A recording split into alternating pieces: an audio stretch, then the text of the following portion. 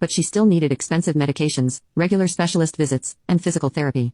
I'd become the sole manager of her healthcare, spending hours arguing with insurance companies and researching treatment options. "You've become so responsible," she would occasionally say, and in moments of appreciation, those words had sustained me through countless sleepless nights and stressful work weeks. I pulled into my driveway and sat in silence. I hadn't told Mom I was coming back today. She thought I was still in Providence, networking with other realtors at the conference, an opportunity I'd cut short after seeing the video. My phone buzzed, a text from Jenna. "I'm at the coffee shop on Maple, can meet whenever you're ready."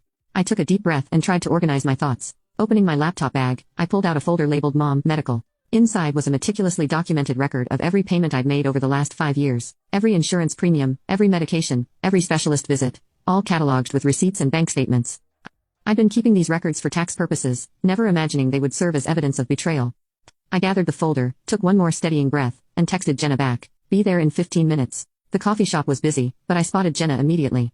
At 16, she stood out with her vibrant blue hair and oversized headphones. When she saw me, her face crumpled with guilt. "I'm so sorry," she blurted as I sat down.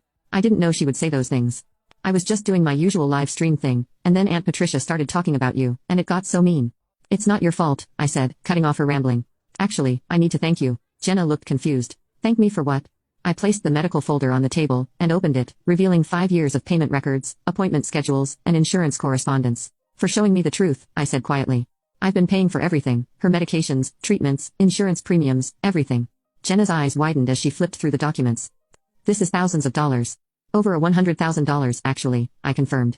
I put my entire life on hold for her, my nursing degree, my savings, even relationships. Everything went on the back burner, because I thought she needed me.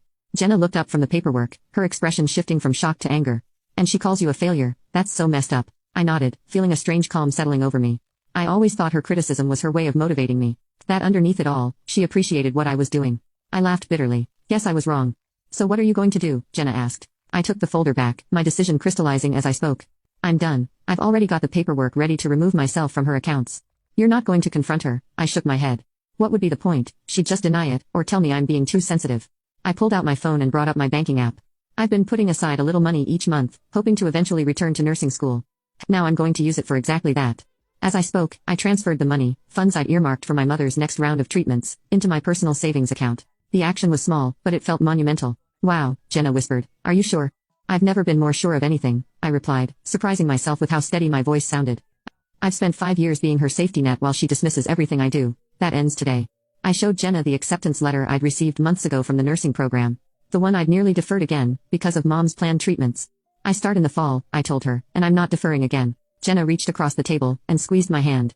"I'll send you the full video, just in case you need it." As we parted ways, I felt the weight of years of obligation lifting. For the first time in so long, I was choosing myself. The guilt I'd expected to feel was nowhere to be found, replaced instead by a sense of clarity and purpose that had been missing for far too long.